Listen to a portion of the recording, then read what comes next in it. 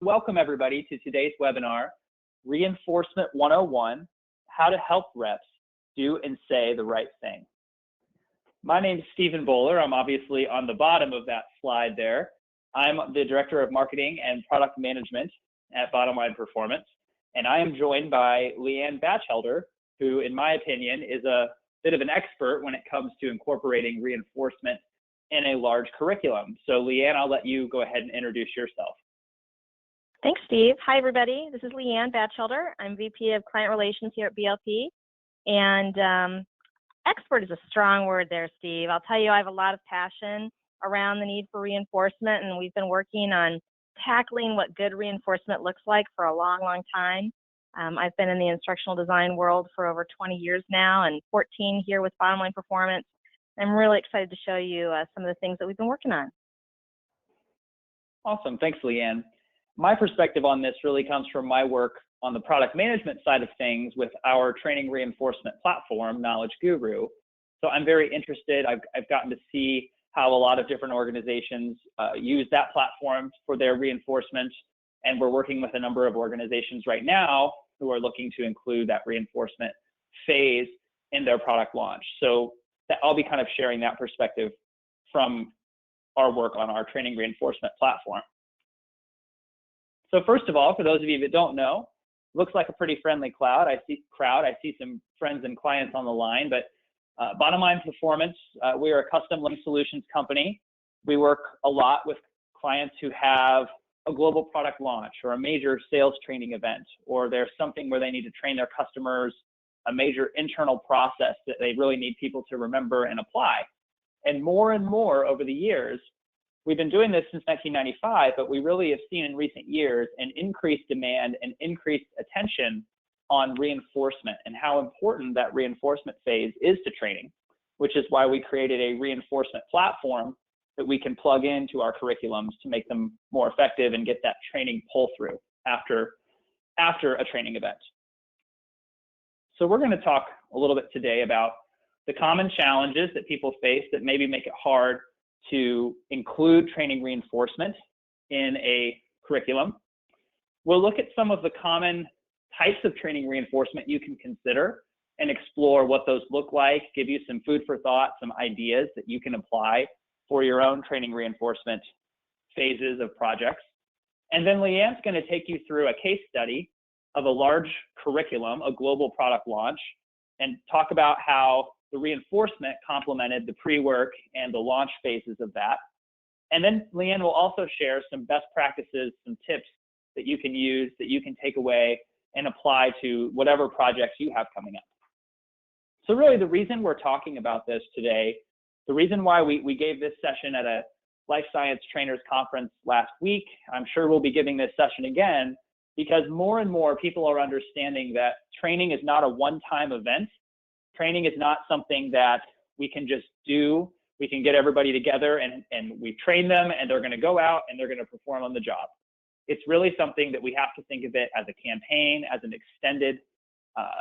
extended curriculum that we're having people participate in. So I want to start off by asking you guys to share. I'm sure many of you have been trainers for some time, for many years. Some of you are probably new to the field. But what are some of the challenges or roadblocks that you have confronted or that you've dealt with that have made it hard to include reinforcement into your past training curriculums that you have implemented? And I'll share some of the answers as they come in. I see time. That could be time to create those materials, time after training where people don't have the time available to continue to devote their attention to the topic. I see a few others are saying lack of time. Wide variety of participants with different levels of experiences. Everything has to be scheduled. No chance for planning of ongoing reinforcement. Absolutely. If people have other activities already happening and the training is the training and it's been completed, so where does that reinforcement fit in? I'm seeing no plan, warm body needed in seat. Lots of good answers here. Thank you guys. Have to put out the next fire. Not enough time to focus on retention. Once something rolls out, we have to move on. learner doesn't get to use the information often enough, and buy-in for the need for reinforcement. So you guys are hitting on a lot of the themes that we're going to talk about today, which is great. So here's some of the challenges that we see happening a lot, and these are the things that we often are talking with clients about, trying to find a way forward that makes sense. So the first one here is, this is an interesting one. This is really not a challenge for why reinforcement is hard to include, but this is really a challenge for why reinforcement is needed. If you think of a launch event or a sales training event or some sort of event where there's a home study or a pre-work component, and then people are attending the training event, a lot of times the training that has been created is so detailed, has all of the information that you could ever need to know and more, and that might be part of the problem sometimes. But there's that question of, what are people going to be able to remember? What are they going to be able to recall on the job when they most need to recall something from memory? And our other issue, especially for those of you that are flying learners in for a big launch event or training event of some kind, or maybe it's not quite as fancy as that sounds for you, but it's some sort of taking people off the job, off the floor, and bringing them into training. And there's so much emphasis on all of those physical elements of the event itself and making all of those things shine that we lose sight of what the learning need is. Another big challenge, especially in global organizations, why reinforcement can be hard, is that we're so geographically separated, and the business unit that is in charge of launching a product or owning a process is separate from the learning and development group. They have different competing goals, and the group that is in charge of ongoing coaching or reinforcement is in many times different from the group that really has the skin in the game for what's going to happen with that product or with that process. It can be surprising sometimes when we come to managers after a training event and we're saying, hey, we need you to coach your learners on this topic. And they may not be ready to do that. They may not be willing to do that. This is often a roadblock that people face. Another one is often simply the sheer number of people that a manager might need to support. If you're trying to coach, if you're trying to provide that meaningful support after a training event, it can be difficult to do so because of scale. And this is a big one for those of us in the training, the learning and development space. It takes so much work just to get to the big training event. Or if you're supporting a global product launch, it takes so much effort just to get to that global launch. You've planned all of the logistics. The product is ready to go to market. It's time to go on vacation. It's not time for reinforcement. And that's often the way that people feel if that reinforcement wasn't planned for and anticipated in advance. Oftentimes, it's a budgetary issue. You've already invested the money, the budget into the launch event. We kind of used all of our arrows out of our quiver on that training event. And if reinforcement wasn't planned for in advance, there's just nothing left in the tank to really devote to it. And this is because our training events, our launch events, these are visible, tangible things that organizations are used to sending learners to. They understand that even if people question their value, they understand the fact that we're going to have them. We need to send people to them. Reinforcement is something that people don't have an understanding or an awareness of why it matters, why it needs to be included. And then finally, it's hard sometimes to keep the reinforcement materials that we've created, especially if you think of, and when I say sales enablement here, this could also apply to any sort of job aid that your learners need to use. It's hard to keep that stuff up to date after the training event has happened. They open up the PDF that you sent them or the slide deck that you sent them, and the information may have already changed. So all of these challenges that you guys shared with us, and thank you for doing so, and that I've just kind of shared and talked about with you, are really related to some form of limited resources. And what I mean by that is that our organizations are obviously constrained by the amount of time, which many of you cited in your answers, and also the amount of budget that we have available to devote to training, to learning, to reinforcement. And that obviously impacts what we're able to deliver to learners. But learners at the same time are limited by their own cognitive constraints as far as what are they going to realistically be able to remember and apply on the job after a training event? Think about yourself listening to this webinar. Try to think, how much of this webinar am I going to remember if somebody came up to me and asked 30 days from now, hey, what was that webinar about? What were the key points they talked about? I imagine, given how much we're all doing, how busy we all are, that there's a good amount of it that would probably be forgotten within 30 days. And there's been a lot of research on this. I'm sure many of you are already familiar with the forgetting curve, which Hermann Ebbinghaus presented based off of his research that was done in the late 19th century. What's interesting here, the forgetting curve is something that's often cited. It's often used as the justification for why we need more reinforcement, why we need to support people and build retention after training. And it's because, long story short, Hermann Ebbinghaus's research found that 70 to 90% of what we learn is forgotten within 30 days without reinforcement. But it's interesting to go back and look at this study because many of these cognitive psychology studies that were done in the early 20th century, in the late 19th century, when we try to replicate them, sometimes people get totally different results, but which kind of brings them into question as far as how valid were they to begin with. But I think that it's worth looking at this one because the forgetting curve has been replicated actually 3 times, most recently in 2015. There might be more, but these are the ones that I found. This most recent one by Murray and Drost there in 2015, you can see that their forgetting curve was even sharper than the original curve that Ebbinghaus found in his research. So as we see this curve, this forgetting curve being repeated, being replicated, I think it really adds some validity to the firsthand experiences that I have going through training myself, seeing other people go through training, designing learning experiences for others. And I'm sure the experiences that you guys have in your organizations, where we know that people are forgetting after they attend training. And when people forget, the results of the training that we invested so much time and money into are diminished. So in that way, training reinforcement really becomes a form of almost like an insurance policy on the work, on the investment that's already been put into an e-learning course or a live training event. So we know this, we know from the research, we know from our firsthand experience that a one-off, one-and-done training event is not enough. People are going to forget, they're going to start forgetting really quickly, and we need to sustain the learning, but we have to do it in a way that our stakeholders understand why we're doing it, there's buy-in and support for it, and it's designed in a way that is going to most meet the needs of our learners.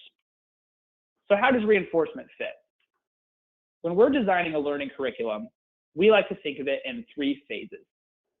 This is common for especially a product launch training of some sort, or a national sales meeting, or some sort of training where we're putting the basic facts and information in the pre-work, often in the form of virtual learning, e-learning, webinars, games, mobile applications, whatever it might be. We often this is where we want to introduce the basic facts, the basic knowledge, set the groundwork for the rest of the training. Then we carry that forward into a live event, which we're all very familiar with. Ideally, that live event is going to give people practice opportunities. It's going to deepen the learning. It's not going to be lecture-based. It's going to be highly interactive. And then that's when we move into the post-launch reinforcement. Now, reinforcement, we're going to talk about it in 2 different categories. We're going to think of it in terms of what do people need to be able to find and locate? So, hey, how do I do that thing in Microsoft Excel? I need to be able to look that up at the moment that I need it.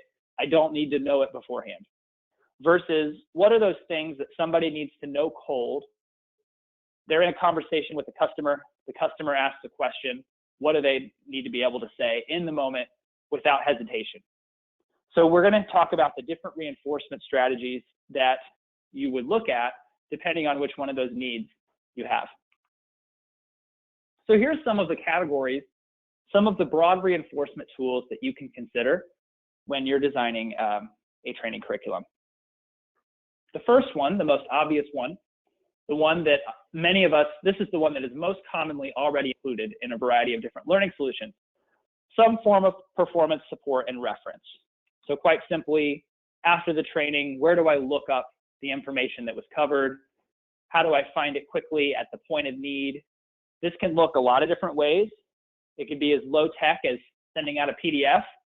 So in our small organization of 36 people, if our product team or marketing team has sales enablement information for the sales team, we're probably just going to type it up or put it into a PDF and email it out to them. Obviously, that comes with some challenges. That's not the ideal best way to do it, but since we're a small team, that's what we end up doing. I'm sure many of you are the same way.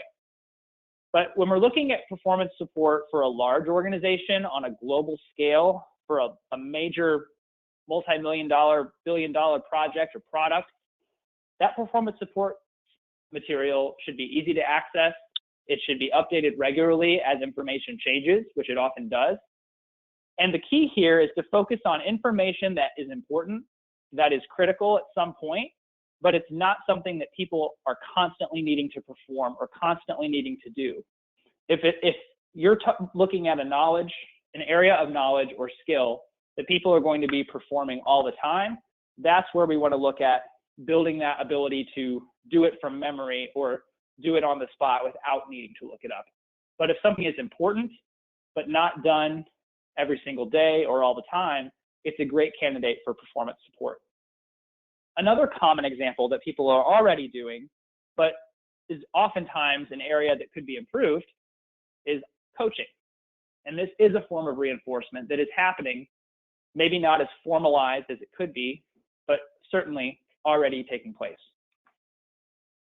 Oftentimes, the first step is just getting the coaches ready to perform and be good coaches. We often find ourselves working with an organization where before the coaches are providing that reinforcement, providing that support, we're creating some sort of a course or some sort of a small training program just to get those coaches ready to support their learners and provide the type of coaching that's going to be helpful. And then when it comes to the coaching itself, there's all sorts of soft skills, best practices for being a good coach, for being a good manager. All that stuff's important. What I find really interesting is how various technology tools can make coaches better at what they do.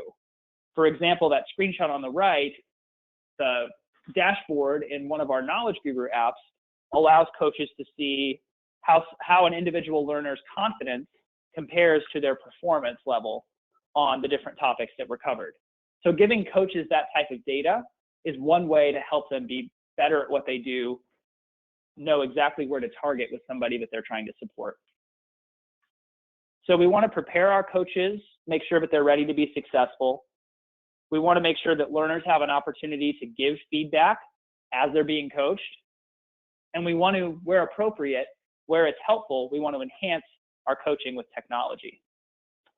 This is the category that really gets me excited because this is the category that our Knowledge Guru product falls into. And this is mobile reinforcement. So there's lots of different ways to approach mobile reinforcement. But when we think about it, mobile reinforcement is always, almost always, I should say, focused on those skills, those topics that we want people to know cold. We want them to be able to recall from memory.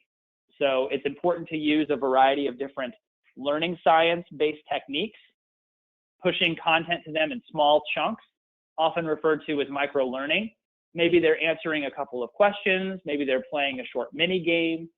Whatever it is, we want to make sure that there's analytics available so the players can see how they're doing.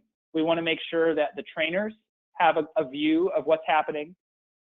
So the idea is that we're going to take the learning objectives that were covered in a training event. We're going to reinforce those in small little micro-learning chunks over time.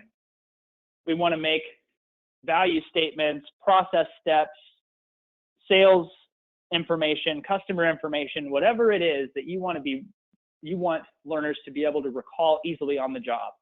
This is the type of reinforcement that you would consider for that. The idea is to provide a tool that will help people remember, but we want to make sure that it's not so rote, that it's not so standardized, every single time I take a training, I have to answer 3 questions and it's always the same or something like that. We don't want it to become redundant because people are going to start to tune it out and it's going to lose some of its impact over time. And then ideally, a mobile reinforcement solution should allow the business unit to see and measure what knowledge transfer is happening from the training event to the post-launch, and also allow our managers to monitor results. So all of these different types of reinforcement should fit into a larger campaign. This is where we can take a lesson from marketing and how marketing organizations design a campaign around a new product launch or some other type of promotion that they're running. We need to use lots of different mediums, lots of different techniques to reach learners and to engage with them. So if your training event had a theme to it, like let's say your national sales meeting had a racing theme, well, we can design training reinforcement materials that carry that theme forward, maybe calling these check-ins that you're doing pit stops or something like that. The idea is to be consistent, to plan something out that lasts an appropriate amount of time. Usually a couple of weeks is a good length, but Leanne's going to talk, I believe, about some situations where people are reinforcing over a 90-day period. Maybe they're having a 30-day check-in webinar, a 60-day check-in, and some other materials they're pushing out as well. And the trick here is to, in advance, have coordinated and given your managers, your frontline managers, your local leaders, given them a heads up of what's going to be coming, what materials they're going to have at their disposal, why it's important to them, how it's going to help their learners, and how it's been designed to not take a bunch of their time away from their jobs to do. So the key here, when you're trying to figure out what reinforcement tools to use, whether or not people need to know something from memory or whether they just need to be able to locate it, what the best way is to get managers involved and get the buy-in, some form of analysis or really careful upfront design is really where those decisions happen. So I'm going to turn it over to Leanne and kind of let her take you through a case study from a global product launch and how they made those decisions of what type of reinforcement to include. And then she's going to share some general best practices with you. Steve, I was taking some notes while you were going through, and I was thinking about, this webinar, and, we're here together for an hour, and the question is, well, how much will everybody remember, 2 weeks from today about this webinar? And, one of the things that's really important about a learning experience is that if you truly want to build knowledge and skill, you have to make it highly interactive, right? So we talk about ways to manage the tell. And this is predominantly tell, aside from your questions. So I really, really encourage you to ask questions as we go. And a best practice just for you all to carry through any kind of learning experience, whether it's a webinar or a, e-learning course, a face-to-face workshop, anything of that nature, you want to make sure that only 1/3 of the experience is a tell. It's really, really critical to include show and do as well. So tell me what I'm supposed to know, show me what good looks like, and then let me try, let me practice. So you're going to see some tell, show, and do experiences in this next case study that I'm going to share with you. This was a global product launch, and it was a product that was highly complex. It involved a lot of technology, and the sales reps globally were not comfortable with the technology. They were used to selling product, but not necessarily an app or cloud-based support for that product. Even the language was different for them. And so the big business challenge was to not only meet sales goals, obviously, but to make sure those sales reps were confident in their ability to sell the product, even from the point of having demonstrations that made sense and were seamless. So here is the performance goal, and I want to back up a minute. Steve made a really good point earlier. It all starts up front with analysis, and that is something else that we do. We start with any training project, and we think about the content, the audience, and the actual learning experience. What are the best ways to optimize so that we know exactly who the learners are, we know exactly the kind of product or content we want to train and how difficult or easy or complex or straightforward that might be, and also the best way to get that information to them. So at the very beginning, when we do a design workshop, the first thing we come up with is that performance goal. So for this case study, the goal was that after the training, that sales reps would be very confident and capable and motivated that they could be able to sell that product 30 days post-launch. In addition, because it was global, we wanted a goal to be able to train those support personnel, those launch country representatives, so that they could confidently support the sales reps. We wanted to have that support mechanism in line as well. Here's our three-phased approach that Steve introduced you to earlier, and this is kind of what we did. So like I mentioned, we designed all three phases up front, and that's really, really important. I saw some of your comments when we first started the webinar that there's never any time to plan reinforcement. It's kind of an after-the-fact thing to think about or plan for. One of our best practices is to do it right up front along with online pre-work and the actual face-to-face experience. So everything that we do is tied to learning objectives. What are the outcomes we're trying to achieve? In this particular case study, we had to build their knowledge in the technology. We also had to build their skills at having good conversations with their customers using that technology. So here were some of the tools that we used that tied specifically to those learning objectives. In the pre-work, which is self-study, we were very gamified. We had lots of online learning situations where we literally threw learners into situations with really realistic customers, and they had to have conversations with those customers, and they could fail in a safe manner and get feedback and try again.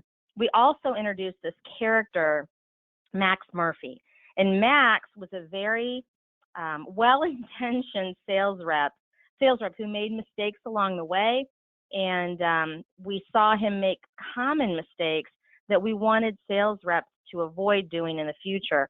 One of the reasons we introduced him in the pre-work is to get comfortable with Max, because we were going to continue seeing him throughout all three phases of the learning. We're going to see him improve, and we're going to start asking learners, what would you do differently? What should Max have done? What should Max do next? Those kinds of scenarios. They were all live action video. In the classroom experience, you could almost think of the classroom experience as a little way of reinforcing what they learned in the pre-work. So again, we continued the use of Max Murphy. We would show a clip live in the classroom workshop and then use a rewind technique and ask the learners, so if we could rewind the situation, what would you do differently? And they would have some really good table discussions and present out.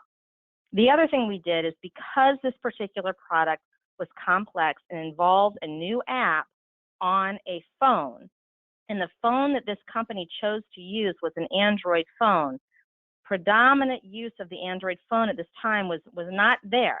And so we had to come up with a way to give learners the experience of getting familiar with the device itself and the app. So we created a sales game that the learners actually played in this classroom experience on their phone. Finally, the reinforcement ties it all together, sets those triggers in action so that when they go into this tablet-friendly e-magazine, it's one-stop shopping where they can revisit some of the customers that they met in the first online experience. They continue to see Max, and they got a lot of good tools for those demos and sales conversations that they were going to have ongoing. So here's our theme. We had a very minimal theme to this experience. We used this kind of color scheme, lots of illustrated line drawings, very, very simple. We weren't going to overcomplicate things. We really wanted them to remember the product and make it feel simple. We wanted to take the complexity out of the entire experience. Okay, so here are some screenshots from the solutions that we created. There on the left, you see Max. Max is meeting with a healthcare practitioner to start a sales call with this lady. Over to the right, we see those actual customers that the learners were going to experience. It was very intentional to have those customers look directly into the eyes of the learner. We used photos, real life situations. We would have that customer profile in the beginning so the learner can learn a little bit about Dr. Sato. And then we would see Dr. Sato ask a question. The learner would have one of 3 choices to respond. And what was really cool is based upon the response, we would see that actual customer change their expression. So if they answered correctly, if they gave a good response, perhaps we'd see Dr. Sato brighten up a bit, smile. We might see him be frustrated. We might see him be a little aggravated. We might see him be neutral. And then we would see how he would respond. The other thing that was kind of neat about it is you could roll over your mouse over the customer, not only see what he would say back to you, but you would see a little thought bubble to see what he was thinking at the same time. Because we all know that people could say one thing and think something very different. So these were all experiences that we set up in pre-work that they revisited again in reinforcement. Here is a screenshot of the selling skills game that we used. And again, it was a tabletop game. If any of you are familiar with the game Apples to Apples, or more recently, Cards Against Humanity, this was inspired in a more politically correct way with those card games, where you have one person at your table who is going to be the customer, and they take their card, and the card appears on their screen, on their smartphone, and they read that statement. It could be a question, it could be a belief they have, it could be a concern or objection they have, and the others at the table on their smartphones look at their deck of cards, and they have to choose the best response to that statement. And not only do they have to lock in on their phone with the card they've chosen, but they also have to role play and actually use that card and role play in front of everybody how they would deliver or package that answer. The person who is the customer could score points and give those people points for, did they choose the right card? Did they deliver it in a good way? Did they do both? And the game online would track those coins that would fall down in front of them on their screen when they earned points. And it was a great way to be able to get comfortable with the device while also building selling skills about the product. And because all the cards lived on the phone, it again became a reinforcement tool individually. If they wanted to go through and see those cards again, they would have the chance, each one of them, to see cards both as the customer and as the sales rep. So wonderful way to reinforce. Post-training, the official reinforcement that protected the investment that they'd made through all the other learning opportunities was all packaged there on the left. You see an eMag, that one-stop shopping. We called it here Boost Your Knowledge, and you can kind of see that we had 4 chapters to this particular eMag. And you see in the upper left-hand corner the features and benefits tool, there's a little green check mark that says complete. As they would kind of go through each chapter and look at those tools and use the information in this eMag, once they got through an entire chapter, the eMag would mark it as completed. So they kind of knew what they had visited. So here there's even tips on how to do a product demo. There's the job aids, those just-in-time tools. Examples there are on your right. We made them very skimmable, very easy to find what you were looking for. I guess you could say, I don't know how long you've all been in sales training, but I remember back in the day, we used to give out big, white, large 3-ring sales binders, those sales launch binders. This would be something that would replace that. And again, one of the chapters in this eMag for this particular case study, we go back and revisit our customers from before. Dr. Sato, he's got more questions. You've further, kind of gone further down the sales process or the sales cycle with him. He's got more questions. How can you do? Answering his questions, relieving his concerns, building rapport with him, all those critical sales skills. And then again, you see over to the right, technology tips, because we did recognize from our analysis at the very beginning that technology was going to be overwhelming at first to those learners. What are ways that we can get them to feel more confident at every step of the way? So all of this that you're seeing here was designed up front, thought about up front, tied to learning objectives, and executed so that nothing was brand new, right? One investment that you can make that's cost savings is revisit some of the same activities, some of the same things that you're doing earlier in the training, and repackage them or change out the content. So the questions are different with Mr. Sato, with Dr. Sato here, but the experience is meant to be a trigger. They remember it. It's repetitive, but it's not redundant, and there's a fine balance between the two. I am going to stop here right now and ask for that one case study, what questions, if any, you have. So here's what a question. Some of those other questions? Yeah. How long did it take you to develop this training? Great question. A global product launch, typically from start to finish, we've done it as fast as 4 months and as long as 18 months. Our sweet spot is right around 6 to 9 months. And again, it depends on the availability of stable content. Sometimes we start a product launch training program and design it before the product has even gotten approvals.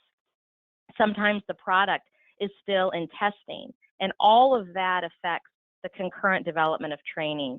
But when we're firing on all cylinders and content is available, we can go as fast as 4 months. We have a how much time do you spend? And I think, Jen, here, before Leanne gets into it, the answer would be it varies depending on the project, but it's an interesting one I'll throw out to Leanne. How much time do you spend teaching new technology versus content when new technology is not the product, but only a method by which you need to have people complete a process, and completing the process correctly is the actual training goal? So yeah, I would say, Leanne, feel free to jump in here, but I would just say that if the training goal is completing the process, then you would spend most of the learning time on that. But I'll defer to Leanne. Well, let me make sure I'm clear on the question. When you talk about the technology, are you referring to you're trying to teach learners about a new process, and as part of that process, they have to learn to use maybe a new software? Is that what we're talking about? It says when new technology is not the product, but only a method by which you need to have them complete a process. So, yep, she said yes. Okay. Thanks, Jen. I see that. They must use an app. Well, I think that goes back to some analysis you have to do up front of your learner. I would want to know, this goes to task analysis. So if they have to use an app, how new is the app for them? What is the learning curve on the app? You certainly don't want to distract the learner by teaching them all the right buttons and where to swipe and what field to choose, when that is just part of the problem. The problem is how to complete the process steps. We say all the time, the tool is not the process. The tool should be used in support of the process. And so in my opinion, you would want to start almost in a funnel-like approach, where you start very broad up at the top and in terms of your training, and you get very narrow and focused as you go. We do a lot with task analysis. So on that app, I would be curious if you could get to an analysis, what would be the most frequent, the most difficult, and the most important frequency, difficulty, and importance to the organization. What are those categories, those things they would do in the app that are by far the most critical? And I would only train to those things, not the nice to have, not the just in case this comes up.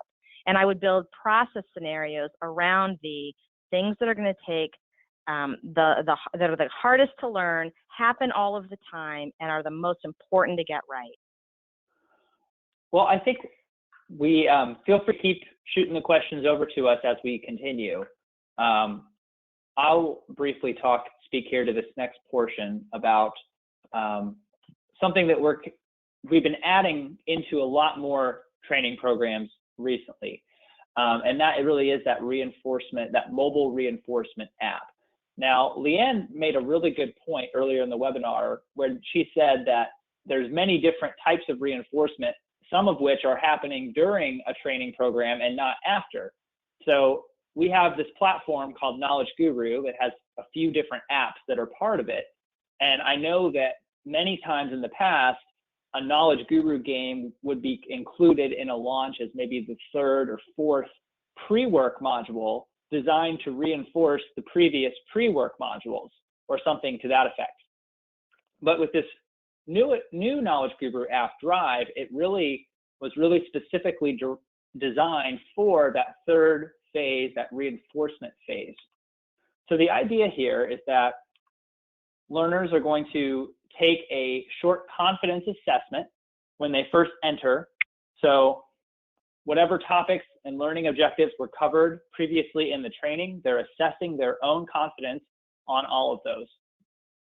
And once they do that, they're going to receive customized mini games each day, 3 mini games. When I say day, I really mean per play session. So maybe they're going to play 2 or 3 times a week for 5 minutes a session. And they're going to receive mini games that are customized based off of their confidence level. So the areas where they said they need to build their confidence, we want to send those to them first. And then as their performance, as they play, it's going to adjust and send them games based off of their performance. So they're going to see things more often that they need to continue to work on until they master it. So there's a lot of repetition. The learning is going to be spaced out over time. And that is a tool that we're including in a lot of the global launches that we support today. So it's something to consider. There's other products out there that do it.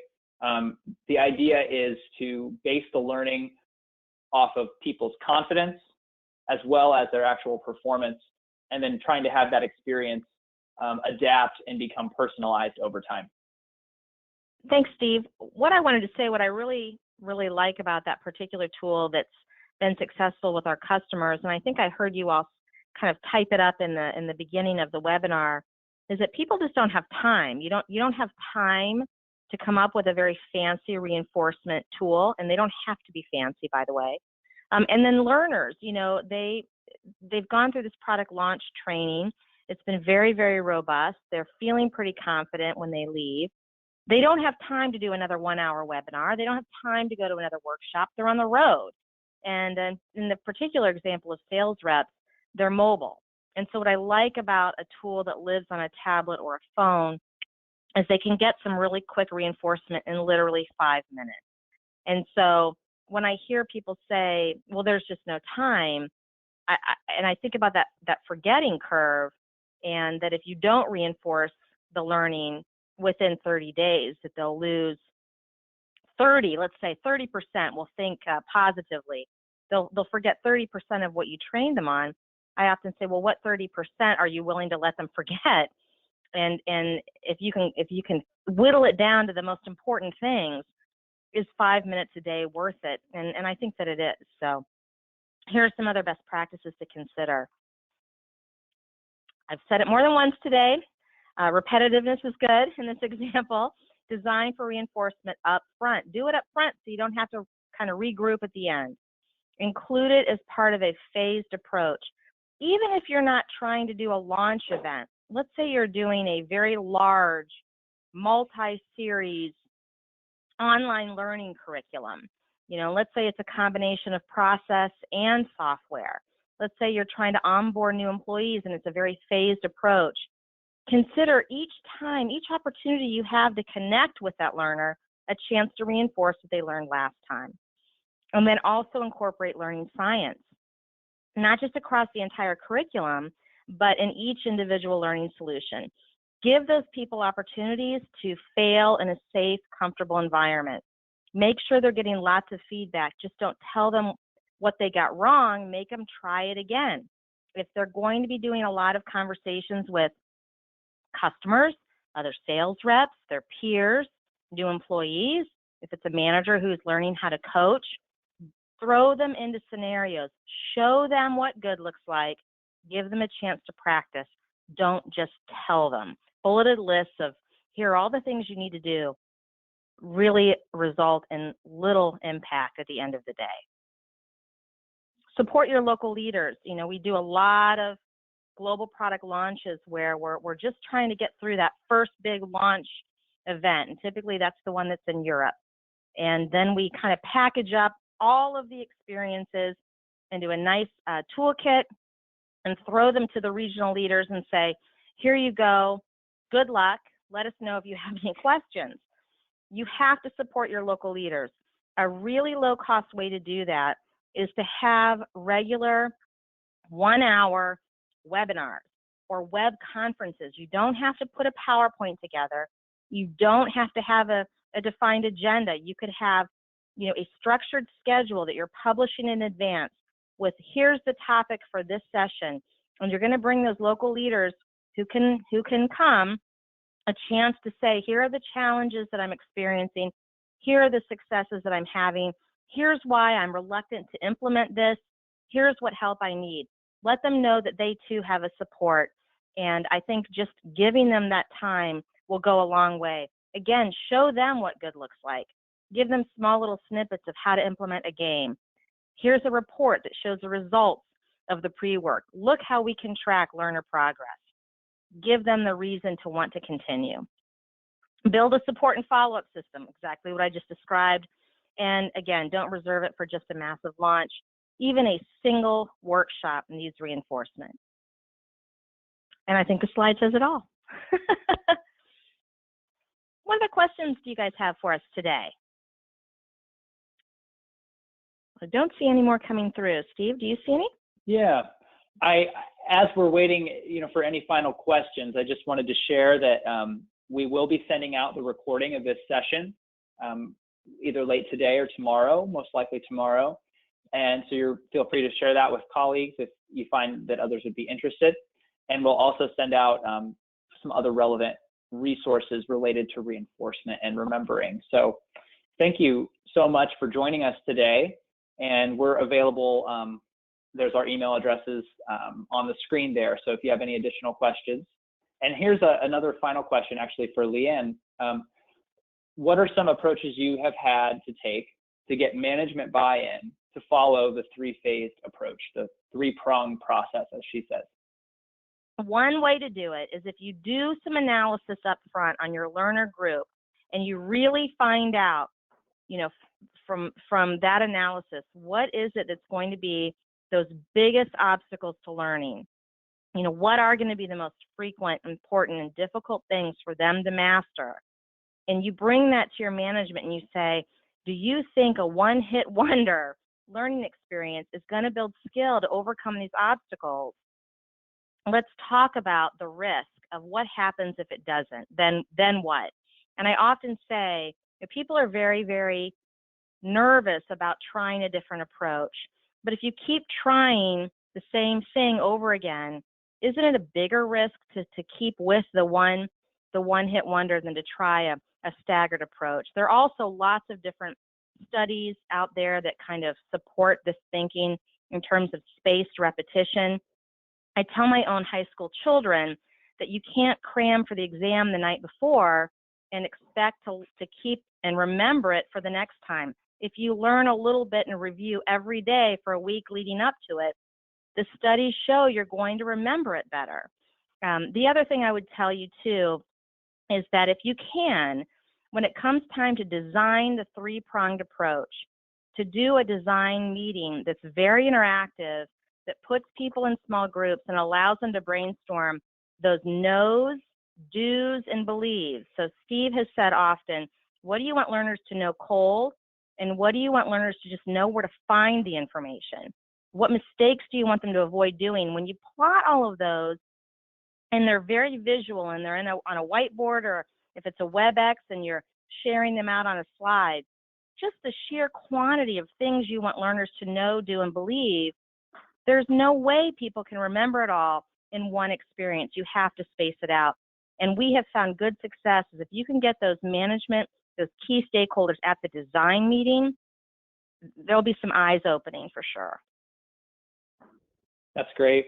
And I think that some of the studies that I shared at the beginning of the webinar, Heidi, related to the forgetting curve and how it wasn't just a one-time study, but it's been replicated several times. And Leanne mentioned the spacing effect, spaced repetition. Those studies have been replicated multiple times. So sometimes for some people that are more cerebral in their approach, that type of information, kind of providing that scientific background for why a one-time training event isn't going to work, definitely can be helpful. So I thought that was a good point. Well, thank you guys so much.